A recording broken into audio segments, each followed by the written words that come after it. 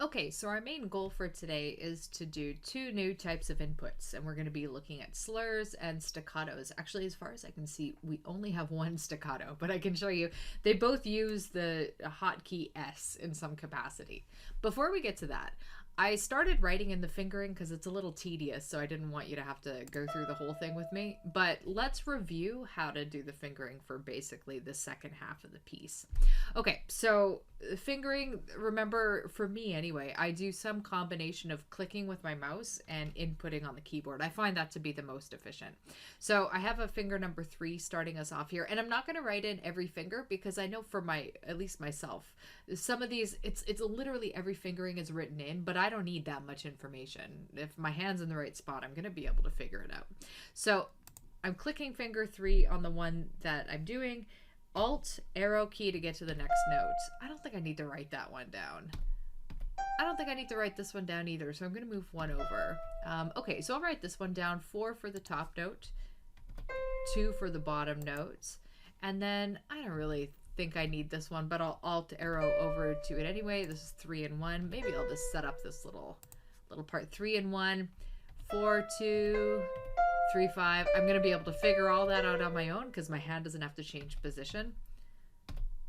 Almost there. Oh, there we go. Okay, so then I'll finger 2. Yeah, I'm just going to leave it there. For the bass clef, it seems pretty, or not the bass clef. I guess this is the left hand in the treble clef. Finger 5, I'll arrow over. G is going to be my thumb, but I don't need to keep inputting these because my hand doesn't move.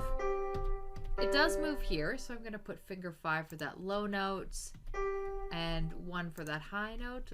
1, 1, finger 2 here, alt over, and this should be pretty straightforward. This is just like a C chord. Finger 3 and finger 5. Move up to the thumb, and that is going to do it for the fingering. The other thing that will work as a nice review is how to format this nicely. Because right now we have 7 measures and then 1. That kind of looks ugly. So what I think I'd like, since this is an 8 measure piece, unlike how it is from the excerpt that I'm copying it from, I want to make 2 lines of 4 measures each. So I'm going to click anywhere in the 4th measure and just hit enter. That's going to give me an automatic page break. Or, sorry, not page break, a line break. All right. And why not just blow it up while I'm at it? Format, page settings. I'm going to make it just a little bigger. You can adjust it to whatever size you prefer. Okay, so now we can do our final step stuff. This is going to be dealing with the slurs and staccatos. So the first thing you can do is I'm going to do the slurs in the right hand, and I'm going to highlight all the notes I want slurred. So it's these 4. I've got them highlighted. This is the easiest thing. One of the easiest things you're going to be doing. Just hit the S button. Woohoo, we have a slur. Let's go and highlight the next step. So we have oh, I did my slur wrong. It wasn't supposed to be 4 notes. It was supposed to be 5.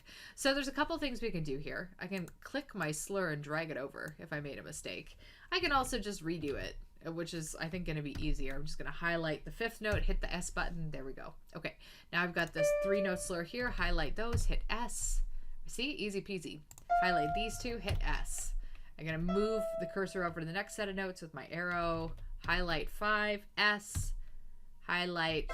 Oh, it looks like we're jumping right from the 7th and 8th measures, an entire slur from here to here. Highlight it, hit S. There we go. You can do the same thing in the left hand too. Our slur continues all the way to the G. So I'm just holding the shift button to highlight it and hitting the arrow as many times over as I need. Hit S for slur. There's no slurs, of course, on those G's. 4 note slur here. Okay, so I'm going to highlight this all the way to the G. Again, shift arrow over, S. And then our final slur goes from here to the finish line. There we go.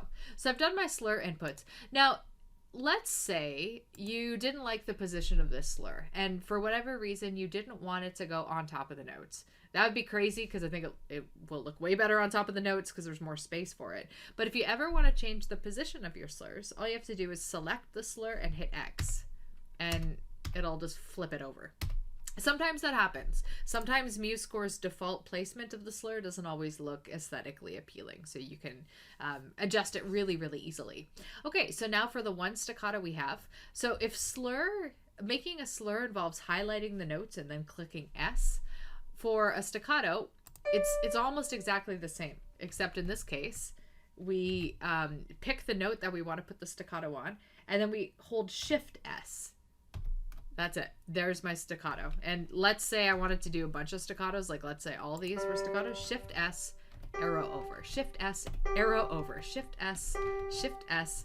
It's really easy to input staccatos. So again, the only difference, slurs, you just highlight and click S. Staccatos, highlight and Shift S. And if I wanted to highlight and make all of these staccato, I just highlight the ones I want staccato, and then instead of S for slur, Shift S for staccato. That should have made all of those staccato. There we go.